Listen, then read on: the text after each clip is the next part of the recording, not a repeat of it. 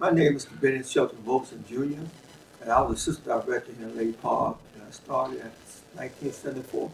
Typical day working here, when I come in, check my schedule, what I'm going to do for the day. Uh, my thing was, I can get you in with basketball, football, all that stuff, but I wanted to teach you the other stuff.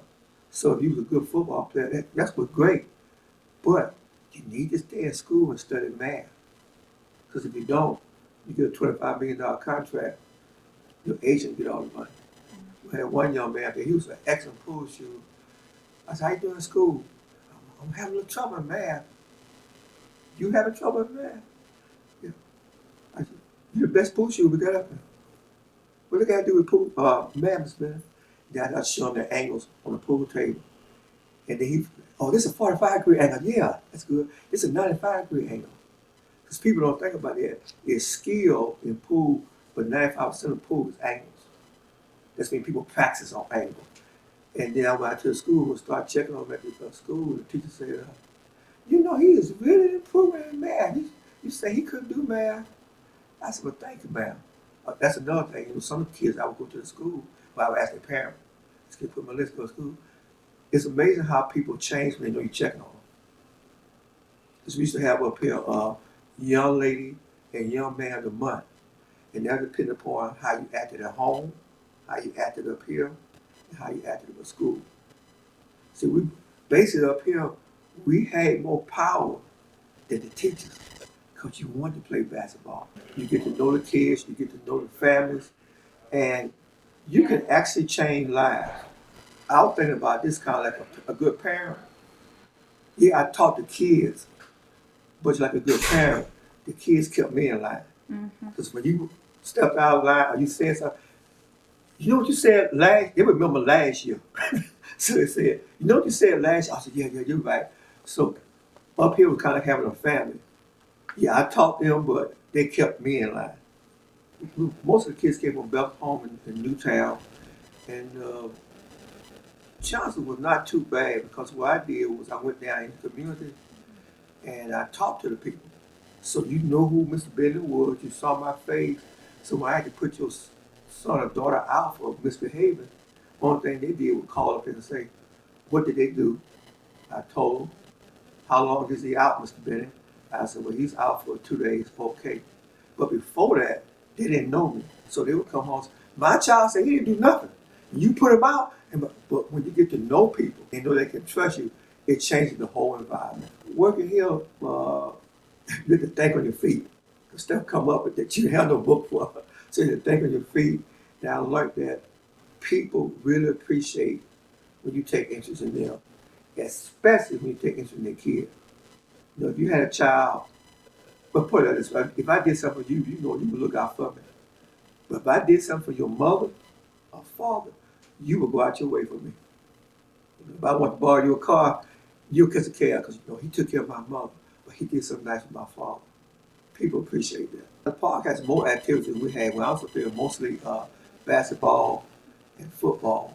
Then we started playing volleyball, croquet, different games, and so it involved a whole lot. One of my favorite memories, I had a karate class, and the karate class was teaching the kids about math, because karate uses math. More people don't think that. They just see all the fighting stuff, but it's basically math and angles. And we went to a tournament in Atlanta, and one young man I taught him real good because he had a good head on him, he wouldn't fight. And he came around with a roundhouse kick, and then he lowered the kick, and the other fellow punched him and got a point, and he lost the match. So I jumped up and I said, why'd you lower the kick at me? And I never forget what he said. He said, Mr. Bennie, you told not to hurt nobody, and I probably would have broke his nose. That made me feel so good. We had a wheelchair basketball team. That was nice. I had a golf club.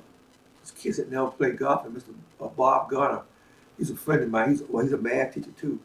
And he would come up here, they had a black golf association, he would teach the kids how to play golf. And I love him because he took every kid and his attitude, this could be the next Tiger Woods. He was the ideal man for teaching them how to play golf. It was just because they had never played golf before. And They liked it. Took them down to the University golf course. They took them down. It's not there anymore, but down the Hull. In Hull, Georgia, they had a golf thing down there. And also where Beechwood at now. Behind Beechwood, you got those apartments. That was just a field. We used to go out there and practice on that field. And then took them to, we went to a couple of tournaments so they could see how they play golf. I want the kids to learn other sports outside just basketball and football. When I first got him, but then got cut out, they had an after-school program right in here, and up on second floor. And that was really good, because they had university students come in, and everybody wanted to volunteer, and they would tutor the kids. Like I said, the recreation part, we had more power than the teachers, because you had a program. I don't want to go after school and talk to your mother or father. Now, he's not doing too good in math. Okay. You said you want to play a football team, right? Yeah. Yeah, I come to the after school program. Oh, man. Now you got to come to the after school program. You got to do the best you can. So the best you can is to see you can play football. But when I know that you can do better, and you making a D, you're off the team. So like I said, that's the power we have. But what I used to do, I would have a day where there was no TV. And the kids came in with their parents, and we had sack races, marbles, which kids don't play no more, jackstone, and then the hill back here. I would test the hill out. I would roll down the hill the day before we had it, so I made sure there wasn't no glass or spikes in it. And then the kids rolled down the hill. Just rolled down the hill. They had never did it before. And they was, let me do it again. It was just a simple thing. And then the older teenagers, they saw the young kids doing it. They wanted to try it. Because they had forgot about just the simple games. Because, everything now, they're trying it. When I grew up, when you didn't have no barriers, you had the real simple game, like a yo-yo. So they enjoyed it. We took them on trips. That's a great thing to take kids on trips, and adults. They see other areas. They see other things. If you never see something, you don't know. We took them down to Tuskegee homecoming, and they saw Tuskegee, and I didn't care what they did, I could get them in college. So the teenage boys like, oh, look at all the pretty girls. I said, yeah, you pass your test, you can come to Tuskegee and be around all the pretty girls. Whatever it took to get them in college. Or also took about to Protect, trade. Me personally, if I do my life over again, I showed them that I would be a plumber. You say, why? You can go anywhere in the world and the commode gonna be the same. So you got a job anywhere it goes. So I think about that, showing no, everybody has to go to college, but you can be a plumber. We had a man come in here that fixed the elevator. I brought him around and fixed the elevator. He told him how much he get paid. I know they never thought fixing elevators. I didn't get paid that, so I want them to see a variety of things. Always, we just have a day camp up here.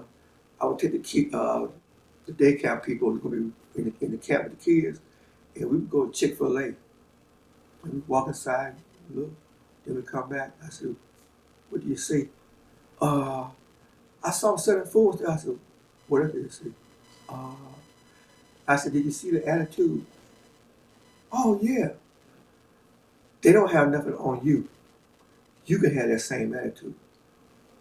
I said, you see how people come there and, can we help you? No one's mad. No one looking at you mean. I said, so that's the attitude you can have when you come in the camp. I don't care what happened at night. When you see the kids, hey, how you doing, Frank? Just watch your attitude.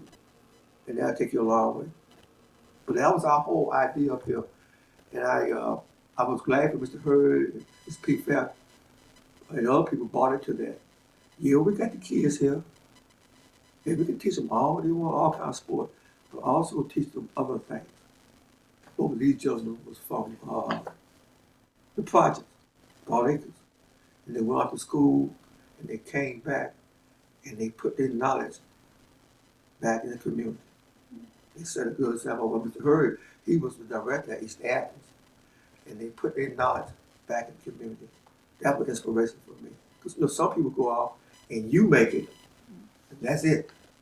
You don't care about nobody else making it. But those two gentlemen was not like that. They came back and put their time and effort in the community. They started the Black Passion downtown, and I didn't know that. I thought the old lady, the Bennie Passion, had started, but they didn't want to start. They had did a couple other things.